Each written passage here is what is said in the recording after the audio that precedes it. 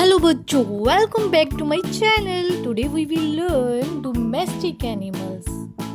तो बच्चों, हम पहले ये जान लेते हैं कि डोमेस्टिक एनिमल्स क्या होते हैं। डोमेस्टिक एनिमल्स का मतलब होता है घरेलू जानवर या फिर पालतू जानवर।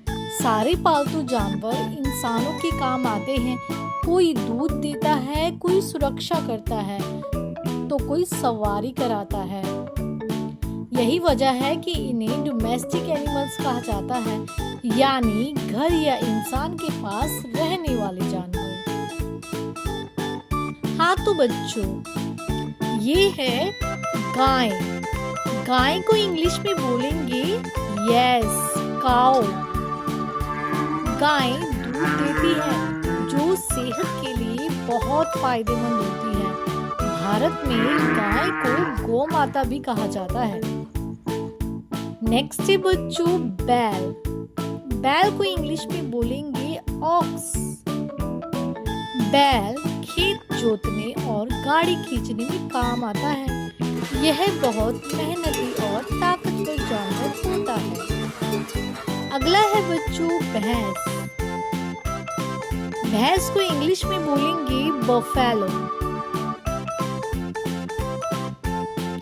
भैंस का दूध गाढ़ा और ताकतवर होता है। गांव में लोग भैंस का इस्तेमाल खेती में करते हैं। नेक्स्ट है बच्चों बकरी। बकरी को इंग्लिश में क्या बोलेंगे बच्चों? Yes, got. बकरी दूध देती है और घास खाती है। इन्हें गरीबों की गाय भी कहा जाता है। अगला है बच्चों भेड़। भेड़ को इंग्लिश में बोलेंगे शीप। भेड़ से ऊन मिलता है जिससे स्वेटर और कंबल बनाए जाते हैं। भेड़ झुंड में रहना पसंद करती है।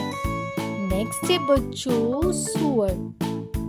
सुअर को इंग्लिश में बोलेंगे पिग। यह गंदगी साफ करने में मदद करता है। इसका शरीर बहुत जल्दी मोटा हो जाता है। नेक्स्ट है बच्चों कुत्ता। कुत्ता को इंग्लिश में बोलेंगे, बताओ बच्चों? Yes, dog. कुत्ता इंसान का सबसे वफादार साथी माना जाता है। यह घर की रखवाली और सुरक्षा करता है। नेक्स्ट है बच्चों बिल्ली। बिल्ली को इंग्लिश में बोलेंगे कैट।